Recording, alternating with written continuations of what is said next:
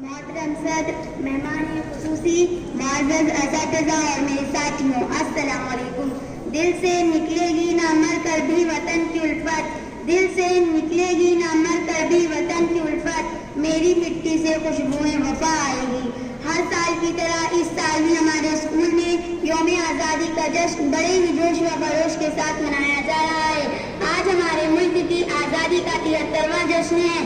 انگریزوں کے بڑھتے ہوئے ظلم و ستم اور استحصال سے بھارت کی عوام پریشان ہو گئی تھی۔ طویل جدوجہد اور قربانیوں کے بعد ہمارا ملک 15 اگست 1947 کو آزاد ہوا۔ آزادی کے اس لڑائی میں ہر مذہب کے لوگ نے قربانیاں پیش کی۔ گاندھی جی، مولانا ابوالکلام آزاد، شہید بھگت سنگھ، اشفاق اللہ خان، سردار ولبھ بھائی پٹیل، پنڈت جواہر لال نہرو، ان رہنماؤں کے ساتھ ساتھ ہمارے علماء اکرام، دانشور اور عوام نے بھی آزادی کی جدوجہد کو پروان چڑھانے میں اہم رول ادا کیا۔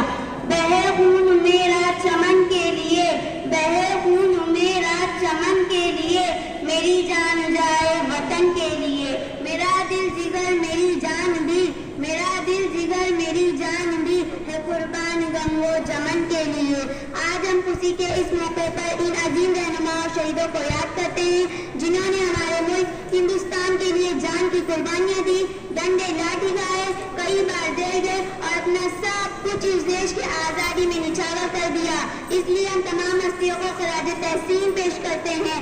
آزادی کے بعد سے ہی ہمارا ملک کام کے ہر شعبے میں ترقی کر رہا ہے۔ بھارت دنیا کے سامنے ایک طاقتور ملک بن کر ابھر رہا ہے۔ ابھی چند دن قبل ہمارے دیش نے چاند کے جنوبی حصے میں پہنچنے کے لیے، وہاں کی معلومات حاصل کرنے کے لیے مشن چندریان 2 کا شروع کیا۔ انشاءاللہ جلد ہی ہمارا یہ خواب پورا ہوگا۔ ہم ان لوگوں کو سلام کرتے ہیں جنہوں نے تقریباً 20 سالوں سے اس خواب کو حقیقت میں بدلنے کے لیے محنت کی، وہ قابل مبارکباد ہیں۔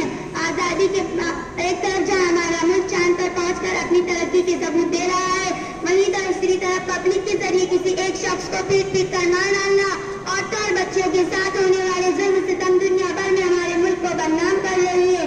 آزادی کے 72 سالوں بعد بھی ہمارا ملک بھوک ماری سے آزاد نہیں ہو سکا، ہمارا ملک فرقہ پرستی بدعنوانی سے آزاد نہیں ہو سکا، ہمارا ملک ورلڈ بینک کے قرض سے آزاد نہیں ہو سکا۔ اس لیے میں کہتی ہوں آزادی آج بھی طلبگار ہے۔ آزادی ہمیں لوگوں کے دلوں سے فرقہ پرستی، نسل پرستی دور کرنے ہوں گے اور ان کے دلوں میں محبت، قومی اتحاد، بھائی چارے کے جذبے پیدا کرنے ہوں گے۔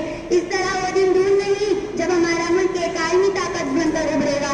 ہمیں چاہیے کہ ہم اعلیٰ و اچھی تعلیم حاصل کر کے اس ملک کے ذمہ دار شہری بنیں اور دیش کی ترقی کی کوشاں رہیں۔ آخر میں اس تقریر سے اپنے تقریر کا اختتام کرتی ہوں۔ وفاداری وطن سے ہو یہی اسلام کہتا ہے، وفاداری وطن سے ہو یہی اسلام کہتا ہے۔ ہم اپنے دل کے ہر گوشے میں ہندوستان رکھتے ہیں۔ شکریہ۔ جے